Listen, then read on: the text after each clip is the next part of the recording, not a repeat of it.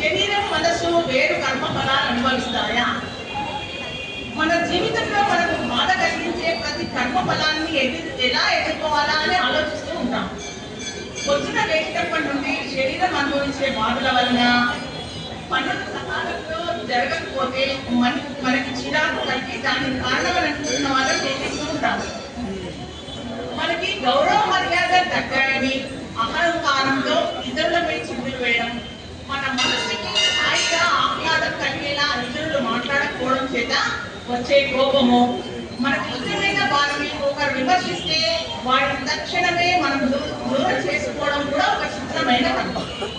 దీనివల్ల ఎంతో ప్రియమైన వారైనా మనం ఎంత ప్రేమించిన వారే అని ఒక చిత్రమైన వేదనకు గురవుతుంటాం. ఇతరులు మనకు నచ్చిన వాళ్ళని తిట్టడం, మనకు ఒక వ్యక్తి నచ్చారనుకోండి, ఆ నచ్చిన వ్యక్తిని ఇతరులు ఎవరైనా తిడితే మనం కోపం వస్తుంది. మనకు నచ్చని వాళ్ళని ఎవరే వచ్చి పొగడారనుకోండి, వీడు మనకు నచ్చడు, వేరే వాడు వచ్చి పొగడాడు అంటే ఇంకా కోపం వస్తుంది. అటువంటి క్రోధాన్ని అదుపులో పెట్టుకోకపోవడం, వాటి వల్ల పోట్లాటలు, ఇవన్నీ వర్తమాన కాలంలో ఈ కాలంలో మనం చేస్తున్న కొత్త కర్మలు. ఏ విధంగా కొత్త కర్మలు అనేది స్పష్టంగా తెలుసుకున్నాము. మనం ఇలా ప్రారంభంలో కొత్త కర్మలు చేస్తూ వీటికి తగిన ఫలాలు అనుభవిస్తూ ఇదంతా నా ముఖాన రాసింది, నా ప్రారంభం ఇది అనుకుంటున్నాము. కష్టాలు మీ ప్రారంభం కావచ్చు, మనకు ఎన్నో ప్రారంభ కర్మలు ఉండవచ్చు.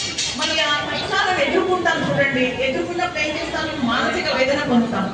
మానసిక వేదనతో కోపం తెచ్చుకుంటాం, కోపంతో ఆందోళన చెందుతాం, ఆందోళనతో ఇతరులను తింటాం. ఇవన్నీ కొత్త కర్మలు, మనం కొని తెచ్చుకునే కర్మలు. ప్రారంభ కర్మలు వేరు, మనం కొని తెచ్చుకునే కర్మలు వేరు అని చెప్తుంది శాస్త్రం.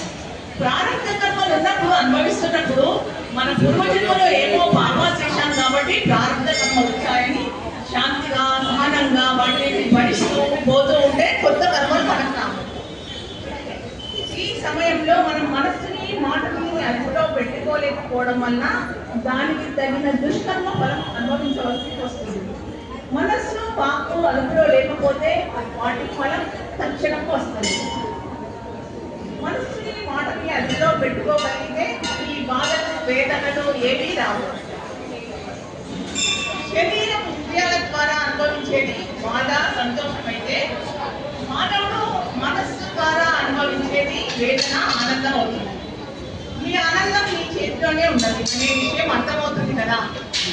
ఎదుటి వాడి మీద మన గత జన్మలో మనం వాక్కును దుర్వినియోగం చేస్తే ఇప్పుడు దానికి ప్రతిగా ఎవడో వచ్చి నానా మాటలని పెడతాడు.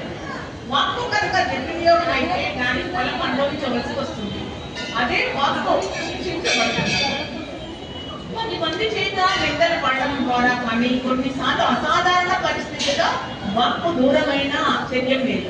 అంటే ఇప్పుడు ఒక బలహీనుడు ఉన్నాడు, బలహీనుడిని వాటికి అందలేదు, డబ్బు లేదు, శారీరకంగా కూడా బలహీనుడు, ఆర్థికంగా కూడా బలహీనుడు అనుకోండి, బలవంతుడు కూడా వచ్చి విపరీతమైన మాటలు తిండి వాడిని విపరీతంగా బాధ పెడితే ఆ వాక్కు పుట్టిన పోదనమాట.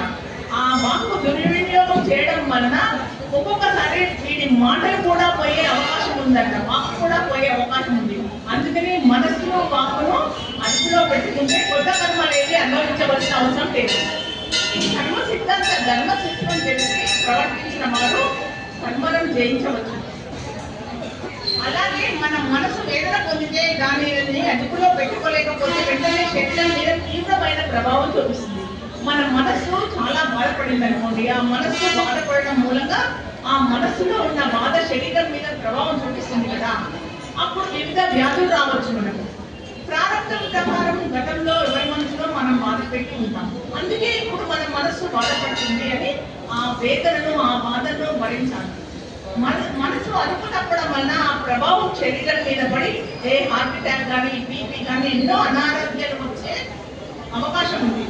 ఇది ప్రారంభంలో లేదు. ఈ హార్ట్ అటాక్ బీపీలు రావడం అనేది మన ప్రారంభంలో లేదు. మన ప్రారంభ కర్మలలో మనం మనశ్శాంతిగా శాంతంగా అనుభవిస్తూ నామస్మరణ చేస్తూ ఏ జన్మలో ఏం పాపం చేశామో ఈ ప్రారంభ కర్మలను అనుభవిస్తున్నాము అనుకుంటూ దైవనామస్మరణ చేసుకుంటూ మనకు శిక్షించిన వారిని, మన బాధ పెట్టే వారిని కూడా ఆ దేవుడే చూసుకుంటాడు అనుకుంటూ మనస్సును శాంతిగా ఉంచితే కొత్త కర్మలు రావు.